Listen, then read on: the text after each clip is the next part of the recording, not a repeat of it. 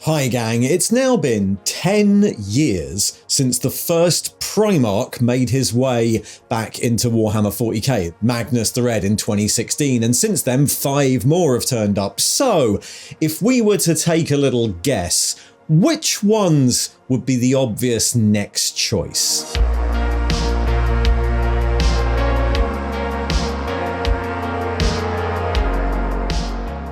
Did I mention we have merch? Stay tuned at the end to find out more.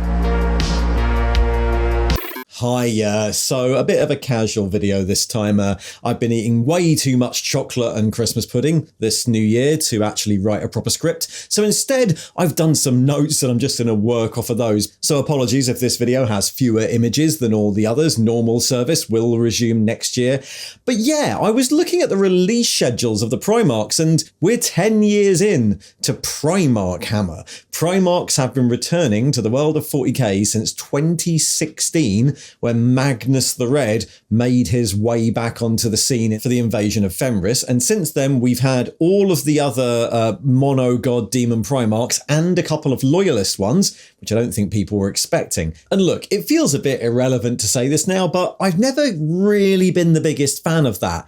I like that Horus Heresy and 40k feel different, and I tend to dislike when 40k gets concentrated around the stories of a few big main characters. Superhero franchises are not my thing, so putting superheroes in 40k isn't my thing. However, it's clear that they are very, very popular, and Games Workshop don't really base their decisions on what people like me think. In fact, what Games Workshop base their decisions on is models. Primarchs are big centerpiece main character models. They sell, and that's the driver. So realistically, any Primarch could be bought back if it's a good sales decision, even the ones that are dead. If Games Workshop want to bring back a Primarch when the law says he can't come back, yeah, someone will just be told to write a book explaining it. This is the hobby we live in. So it's pretty certain that we will see more Primarchs returning over the next few years. So far, we've had 6 Primarch releases. Magnus the Red in 2016, originally for the Siege of Fenris campaign,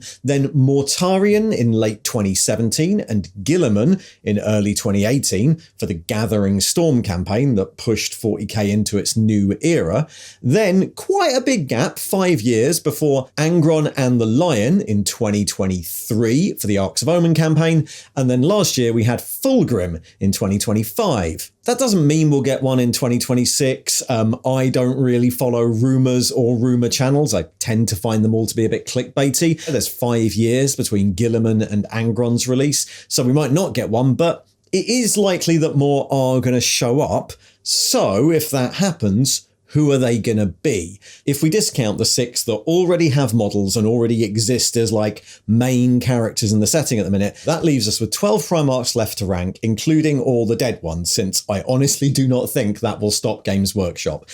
Whether a Primarch comes back is dependent on a few things. I've actually done a video before about the lore of where every Primarch is now, like the official story of when they disappeared or what they're doing. But this video isn't really just about the lore. I've tried to take into account here not only the lore, but also their role in the game and modeling decisions and like what would happen to the meta narrative of 40k if they came back. But as I said, the most important thing is, will this model be popular? That's the most important thing, and people just make up lore to justify it. I'm going to go backwards down the list from number 12, the least likely, to number 1, what I reckon is probably the most likely, and you can disagree in the comments or something, I guess. So let's start. Number 12 on my list, the least likely Primarch I reckon to return is Konrad Curze. Yep, the Night Haunter is, I reckon, the least likely one to return. I don't think we're going to be seeing him anytime soon. And there's a few different reasons for that, which are going to kind of inform what's coming later. First, he's one of our dead Primarchs, but he's also dead by like very mundane means. Konrad Curze was assassinated, and everything at the time suggests that he was fine with that, or at least he saw it as ultimate proof that he was right and the Emperor was a tyrant. So there's no hint that he wants to come back. Also, there's no like floaty ghosts and warp signatures of a Konrad ghost floating around somewhere. There's no rumors in the lore that would suggest he's coming back. And a lot of the character of the Night Lords is based on the idea that they don't really want him back. The Night Lords don't really care what happens to Conrad Kurz. Also, I think in the broader narrative of 40k, there's no real narrative impetus to bring him back. He won't really have a lot of effect on the Indomitus Crusade or the Great Rift, because Conrad seemed very disillusioned with both sides. So he just exist being a Primarch for a faction that, to be honest, don't get played very much. The Night Lords are probably the least popular of the Chaos Legions. So yeah, at the moment, I can't see any reason why in lore Conrad would come back. There's no rumours he's coming back, and I don't think Games Workshop have any reason to bring him back. Conrad is my least likely one to appear. And that might be a bit weird because obviously there are deader Primarchs. Next on my list, number 11, Horus the War Master, surprisingly more likely to come back than Conrad Kurz. Right, so Horus is very definitely dead. All lore sources would suggest that Horus is completely destroyed, right? His soul was completely ripped apart by the Emperor when he fought him. However, there have been a few little pop-ups of ideas of bringing back Horus. There was a plot to clone him in the Black Legion book series, but that didn't work, and that plot hasn't really been touched for like 9 millennia, so seems unlikely. The most recent thing is that End and the Death 3 has this one line the Emperor says as he destroys Horus, which sort of implies that he'll see him again at the end of all things or next time round or something. It's extremely vague. There are people who have spun this into a lore theory that changes the universe, but in reality, the way this works is that unless any other books come out that like expand on it, it's not really a thing. 40k is full of weird little threads left hanging like that, just in case. So lore-wise, it seems very unlikely, although you can see that Games Workshop have like left the door open just in case. In the wider world, though, I don't think there's any point.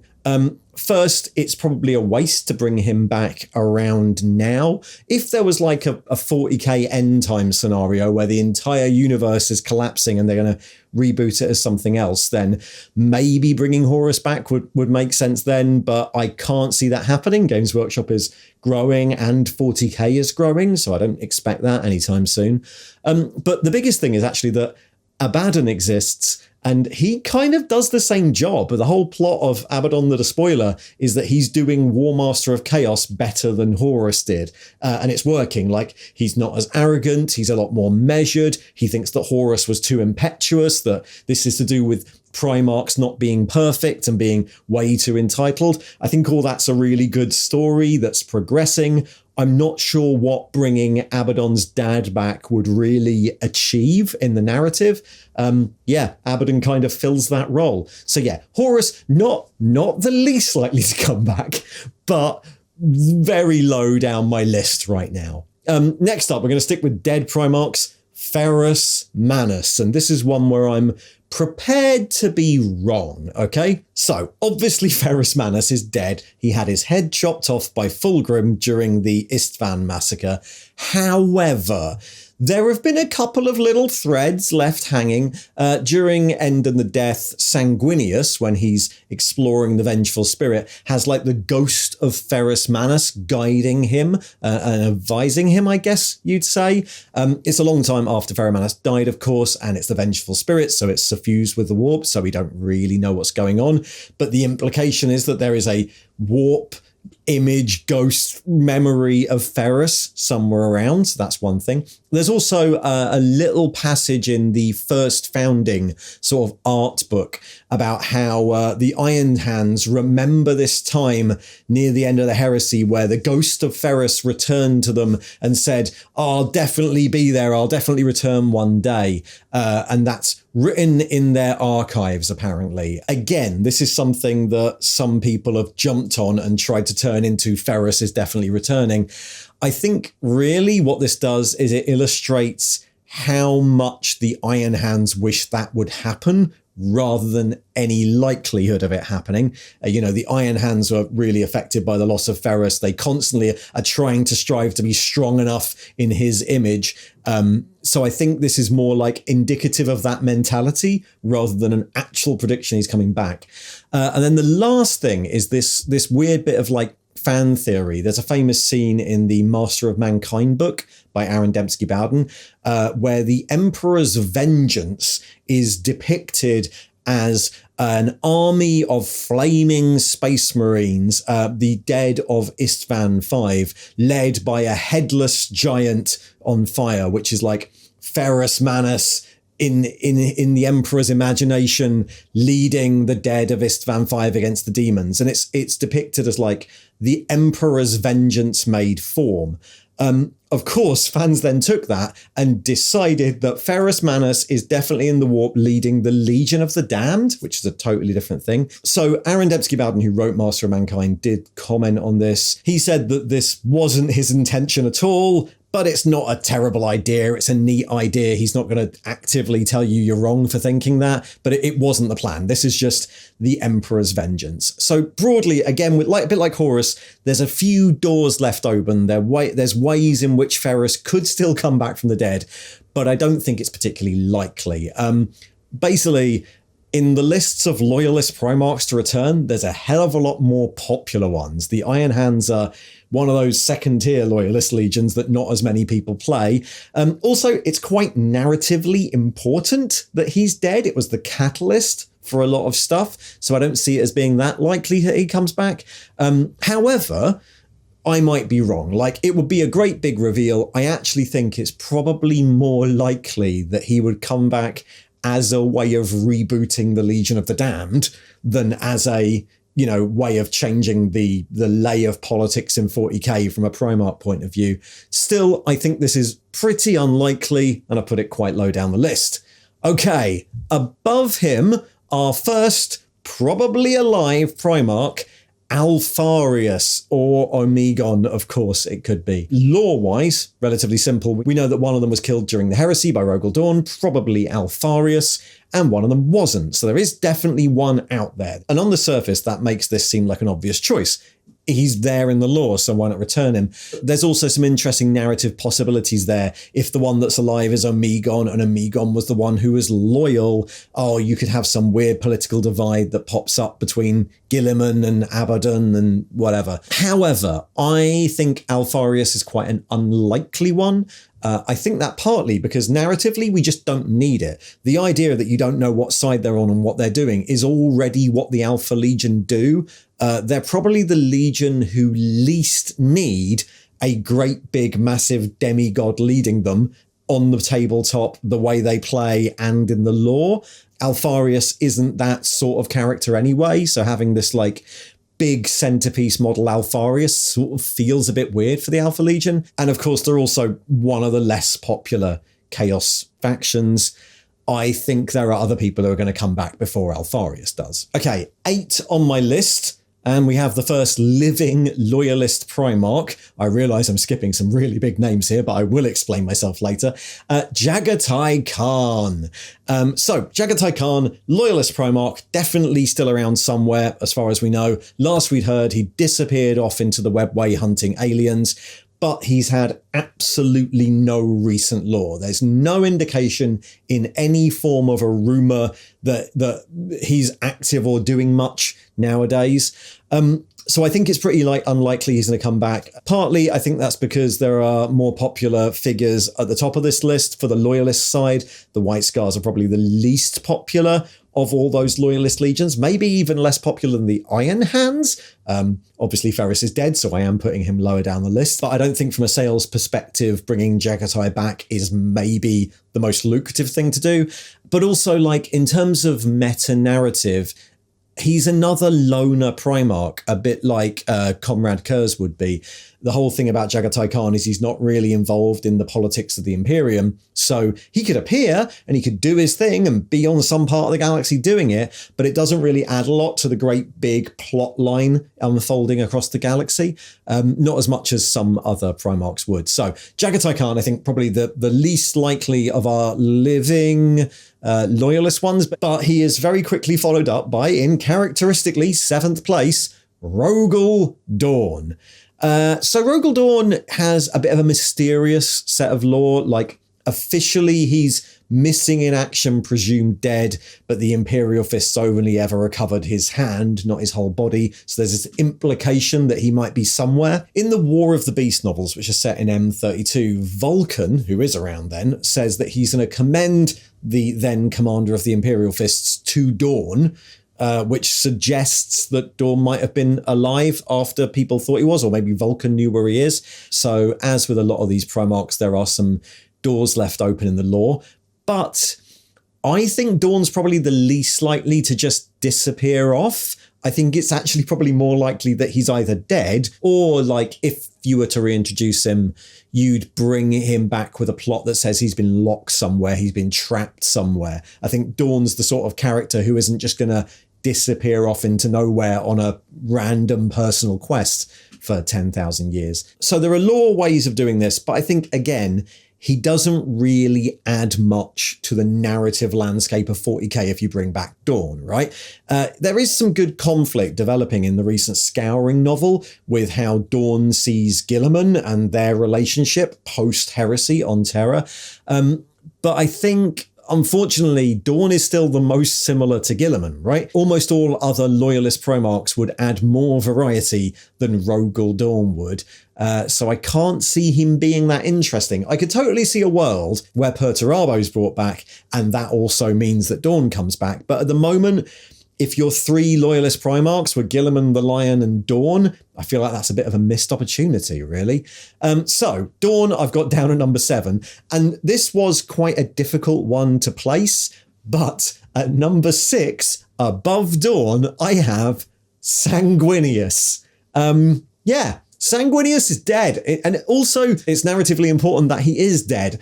However, as with a lot of Primarchs, there are some weird visions and warp stuff going on. The Vengeful Spirit, Abaddon's flagship, has these like ghostly echoes of the presence of Sanguinius somewhere. Some Blood Angels have visions of him. I think Dante has visions of him. The whole Legion, I suppose you could call things like the Black Rage a vision of Sanguinius. So there are these ideas that Sanguinius is sort of floating around out there. There's also the Sanguinor. We don't completely know what the Sanguinor is, but it does tie into this whole like weird warp manifestation of the trauma of the Blood Angels. Basically, I think if Games Workshop were going to bring back a dead Primarch, Sanguinius would be the one they bring back. I think that's the most likely dead Primarch to return, and some Black Library author will be tasked with finding a way to make it happen. The reason I think this is probably a little more likely than you'd initially think is that Blood Angels are just really, really popular. They're one of the big 4 legions. Sanguinius is a massively popular character. He's also significantly different from the Lion and Guilliman, so that would make a good little triumvirate. You'd end up with the 3 Primarchs who did Imperium Secundus now ruling Imperium Firstus. On the flip side, if we were going to try and find reasons not to bring Sanguinius back, 40k is not really short of giant angelic figures. The modelling opportunities might be a bit wasted. We've got a lot of like big golden people. Also, I think there's possibly a chance that returning Sanguinius introduces a lot of questions about what the Blood Angels are now. They're unique things, these traumatic memories of Sanguinius dying. Does that stay around? How do they react to that? I don't think Sanguinius is the most likely choice to return, but I think if you're going to bring back a dead one, he's probably the best bet. So we're now at the top 5, and we're starting to get to the point where I think these Primarchs might actually come back at some point in the next few years. Number 5 for me is Corax. Corax is quite a difficult one to place. On the surface, you think it's easy, right? Because he's definitely alive. But when you start thinking of like the big narrative implications here, he has the same problem as a lot of the other Primarchs. He's not the most popular Primarch. He's not particularly political. He's a bit of a loner. He isn't really going to do much to the meta narrative. I can't see him having like wildly divergent ideas from Guilliman or Lion. That's not going to make for good stories. He's just sort of going to turn up and do his thing, right? However, He's also one of the only Primarchs to have recently received actual lore confirming what he's doing. For a time he was hunting Lorgar. He seems to have some new magic powers, a bit like the Lion, like all their time infused with the Warp has given them new abilities. Personally, I've always found Corax and the Raven Guard to be a bit underwritten. They're quite a thin characters, but this is a big difference with who buys these models and who plays this game, right? I might not think Corax and the Raven Guard are particularly interesting, but I have a sneaky feeling that the section of the fan base who do like the superhero nature of the Primarchs and want these models to return to 40k have quite a big crossover with the section who think the Raven Guard are really cool. So I think that's a big plus in their favour. I think Corax, for one of the less written Primarchs, might be quite a popular choice. I don't think he's the most obvious choice to come back, but I think there's some compelling reasons why he might come back. However, there are ones above them, particularly some traitor Primarchs, so let's finish off them. Number 4 on my list is Perturabo, who we know is active and doing things. He's always been active, and he pops up in the lore from time to time. He's the first traitor Primarch on this list who is 100% actively doing stuff in the galaxy. Also, Iron Warriors are a very popular army. They're in a lot of campaigns. They always show up in the narrative. Lots and lots of people play them. As far as Chaos factions go, they're pretty big, so that's a plus point. Also, I think he'd be quite an interesting counterpoint to a lot of the existing Demon Primarchs. We've currently got 4 Demon Primarchs that are very much tied to a specific god. So the idea that we get back a Demon Primarch who is in some way different to that, and of course different from Abaddon and what the Black Legion are doing, that is quite a compelling reason why you might choose to bring Perturabo back. I think Perturabo is an inevitability. I think at some point he's going to be high up the list of Primarchs to bring back. However, I have bumped him down the traitor Primarch list in this for one really big reason, which is Vashtor the Archiphane, right? Relatively recently, we've had a character introduced to the lore, a big sort of centerpiece main character, who kind of steps on Perturabo's toes. He's also the demon ruler centerpiece figure of demonic machines, which is kind of what you'd make Perturabo. I think that Vashtor's introduction and placement means that it is less likely for us to get Perturabo. I think he'll come eventually, but I don't think he is currently high up the list. That's my theory. But our last traitor Primarch is the next one up. Number 3, Lorgar. I think this is the most likely next traitor Primarch. Again, I don't know if maybe there's a rumor saying something else. I don't know. But for my opinion, he's the one you'd bring back, right? Again, we know he's around in the galaxy. We know he's doing stuff. He spent a lot of time communing with the Chaos Gods and meditating. And now we know that he's sort of masterminding the return to the galaxy of the Word Bearers in the wake of the Great Rift. Word Bearers, relatively popular faction. They're classic villains. They're in tons of different stories. They were really big in a lot of the 8th and 9th edition supplements, especially as a counterpoint to the Sisters of Battle. Also, he has a long-standing conflict with Robuta Guilliman, so he'd be an obvious next enemy character for Guilliman to fight after, Mortarion in the Plague Wars, and then currently the whole Silent King Pariah Nexus thing. So that, I think, pushes him up the list. I think Lorgar is probably the most likely Chaos Primarch to return to the galaxy. However, that doesn't necessarily mean he's the next one. Chaos Primarchs currently outnumber Loyalist Primarchs. I don't necessarily think that's going to change. In fact, I think that's quite good. The whole point is that the Imperium is slowly declining. So the Imperium getting more than 4 Primarchs, getting more than Chaos would probably not be how we see the narrative develop. But I would expect the next one to be Loyalist, and there's only 2 Loyalists left.